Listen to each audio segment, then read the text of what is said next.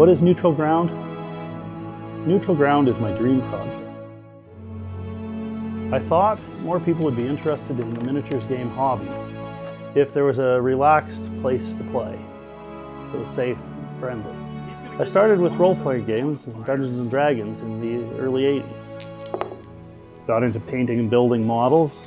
I love science fiction. I love Traveller with its hard, human-centered technological edge. I also love fantasy like Tolkien and Lord of the Rings, and I've read it many times. By far the easiest way to get into the hobby is with a skirmish game. Skirmish games use fewer figures, as few as 6 on a side and maybe up to 30.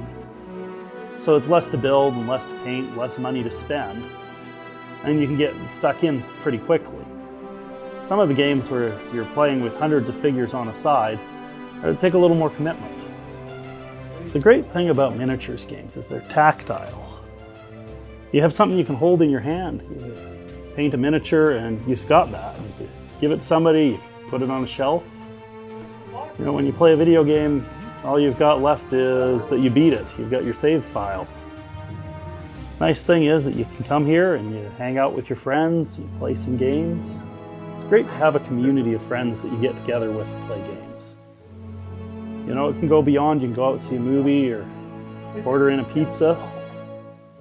And you never get that kind of variety of interaction. Everybody's got their own ideas, everyone's got their own history and background. It's an opportunity you grow. What I like about Neutral Grounds, I like coming to a warming community that has all kind of diverse options for role-playing, for wargaming, anywhere from Kings of War to stuff like D&D. It's very diverse. There's a lot of history. When I started coming here, I started wargaming quite a bit, and there was a lot of me and my friends from school just playing war games like Flames of War, for example. I think there's more of a hobby to it. A lot more hours go into enjoying and painting and building and making your own modifications to all the models that you can buy. It's great when you have everybody else's ideas, you know, these great designers, but it's fun to sculpt stuff yourself because you get to have your ideas and make them concrete and physical in 3 dimensions.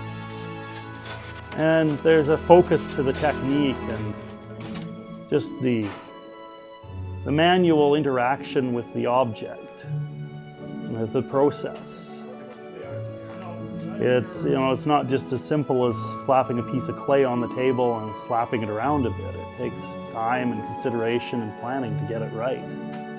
People should check out Neutral Ground games because if they have an interest, let's say like in World of War II history, or maybe Tolkien's books or something like that, they can take it to a whole different level. I think the best part of it is the community, definitely. Like, the games are second best, but really it comes down to the people you're playing with and enjoying the time you spend with your friends.